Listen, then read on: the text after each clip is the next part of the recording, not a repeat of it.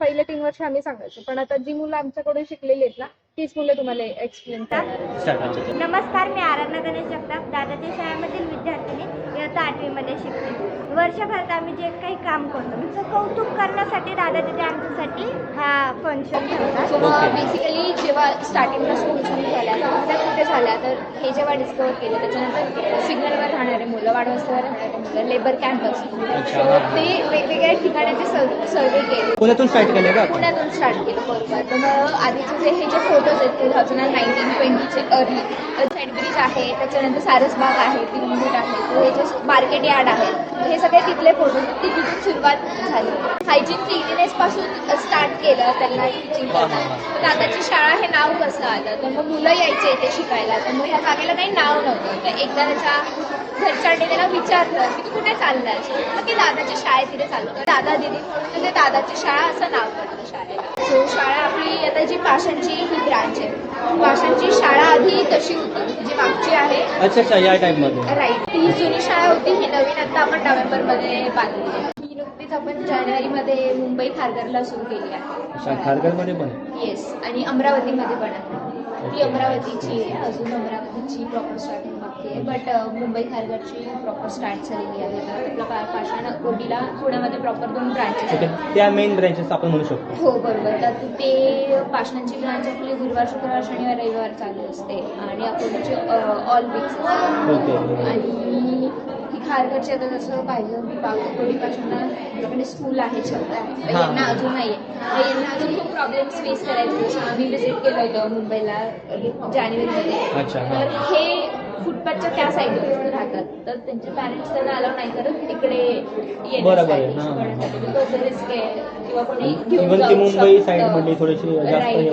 जे मुंबईचे व्हॉलेंटियर्स आहेत त्यांना अजून थोडे डिफिकल्टीज आहे जे फेस करायचे, बट इकडे स्ट्रेंथ अजून कमी आहे, वाढेल हळूहळू. व्हॉलेंटियर्स बेसिकली मला काय म्हणायचं, जे मेन लोक असतील जे प्रॉपर व्हॉलेंटियर्स करतात, बाकी जे लोक आहेत जे त्यांना ॲड ऑन करतात काही दिवसांसाठी, स्पेसिफिक डेसाठी, म्हणजे जे कंटिन्युअस करतात ना कामं, त्यांचं कसं होतं म्हणजे त्यांना काही फंड्स वगैरे किंवा एक बोलतो ना आपण की पूर्ण आपण वेळ देतो, त्यांना त्याचा काही बेनिफिट किंवा काय असं म्हणजे पूर्णपणे स्वतःहून ते स्वखुशीने करतात. आपल्या विलिंगनेसने येतात, त्यांचा टाइम देतात, पैसे देतात ह्या मुलांसाठी. हो, आम्ही मंथली वगैरे जेव्हा लागेल तेव्हा फंड, आणि आम्हालाच खूप काही भेटतं त्यांच्याकडून आम्ही त्यांना देण्यापेक्षा.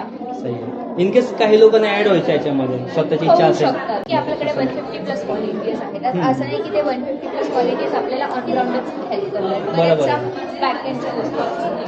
रांगोळी असते प्रत्येक कार्यक्रमाला, आपल्याला रांगोळी एकटी जाईल, ती व्हॉलेंटियर्स राहते, त्याला रांगोळी काढून जो दादा तोही आपलाच व्हॉलेंटियर, तो फोटोज फ्री आम्हाला प्रोव्हाइड करतो. म्हणजे व्हॉलेंटियर्स लाईक ते फक्त आपल्याला बेसिकली स्टडीज और वॉट एव्हर ऑनग्राउंडच हेल्प नाही करत, बाकीच्या गोष्टी पण खूप असतात की ज्या आपण देऊ शकतो.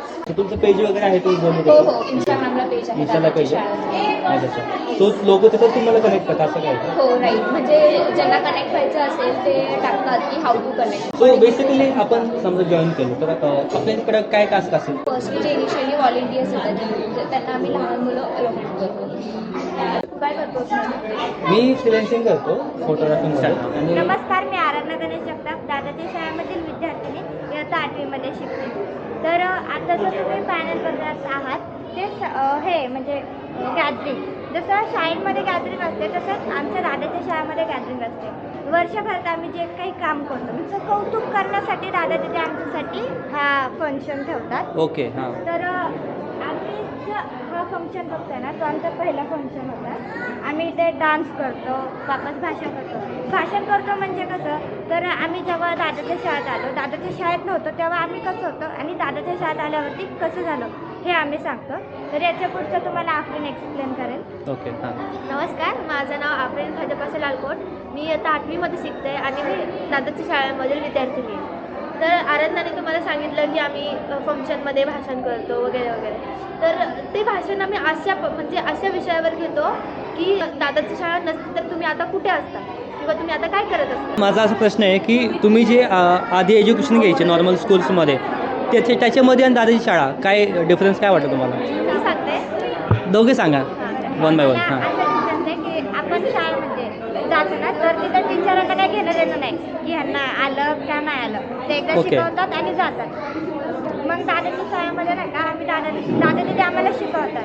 जे आम्हाला क्वेश्चन असेल ते आम्ही दादा दिदींना विचारतो.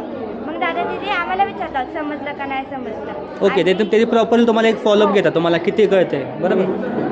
आणि शाळेमध्ये वर्षातून 2 किंवा एकदा सहली निघते आणि त्याच्यामध्ये पण आपल्याला खूप साऱ्या गोष्टी शिकायला भेटतात. पण दादाच्या शाळेमध्ये 3दा किंवा 2दा सहली निघते ज्याच्यामध्ये आम्हाला बाहेरच्या जगातल्या गोष्टी कळतात ज्या आपल्याला आत्तापर्यंत कधीच माहीत नव्हत्या. अशा गोष्टी आम्हाला कळतात. अच्छा, इन शॉर्ट टेक्निकली काय गोष्ट असेल तुम्हाला सांगत असतात, हां. सोशल मीडिया वगैरे काय बाकीच्या गोष्टी आहेत, लॅपटॉप कसं यूज करायचं आहे, कॉम्प्युटर कसं यूज करायचं आहे.